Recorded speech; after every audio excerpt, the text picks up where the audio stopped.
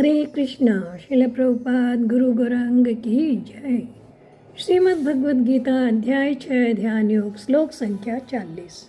श्री भगवान उवाच पार्थनीवीव नामुत्र विनाशस्तस्य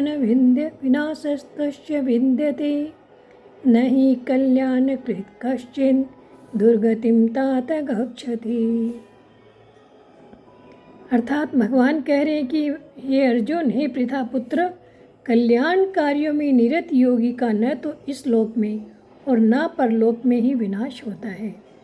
हे मित्र, भलाई करने वाला कभी बुराई से पराजित नहीं होता। तो हमने देखा पिछले 2 श्लोकों में अर्जुन महात्मा ने अपना संशय प्रकट किया और अपने डाउट को प्रकट किया और भगवान से प्रार्थना की कि उनके संशय का नाश करे। तो जिसका अंत काल में भगवान का स्मरण नहीं होता, उनका कहीं पतन तो नहीं हो जाता, इस बात को लेकर अर्जुन के हृदय में बहुत व्याकुलता थी। और ये व्याकुलता भगवान से छिपी नहीं थी। अतः भगवान अर्जुन के प्रश्न काम गतिम कृष्ण गच्छति, इस प्रश्न का उत्तर देने से पहले ही अर्जुन के हृदय की व्याकुलता को दूर करना चाहते हैं। अर्जुन के मन की जो शंका थी कि साधन से च्युत हुए भक्त का क्या पतन हो जाता है, तो भगवान ने अर्जुन महात्मा को इस श्लोका में 2 नाम से संबोधित किया है। एक है पार्थ और एक है तात।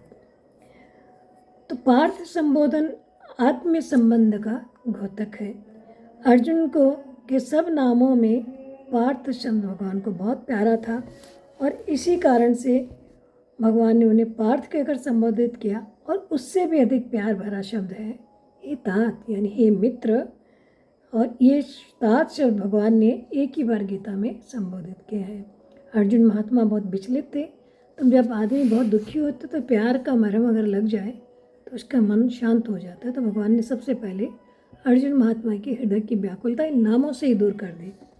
फिर भगवान कहते हैं कि हे पृथानंदन, जो साधक अंत समय में किसी कारणवश अपने योग से या अपने साधन से विचलित हो जाता है, वह योग भ्रष्ट भक्त योगी मरने के बाद चाहे इस लोक में जन्म ले चाहे परलोक में जन्म ले, उसका पतन नहीं होता। इस श्लोक में भगवान ने मात्र साधन के लिए बहुत आश्वासन की बात कही है कि जो कल्याणकारी काम करने वाला है, अर्थात किसी भी साधन में सच्चे हृदय से आत्म साक्षात्कार या परमात्मा तत्व की प्राप्ति करना चाहता है, ऐसे किसी भी साधक की दुर्गति नहीं होती। हरे कृष्णा।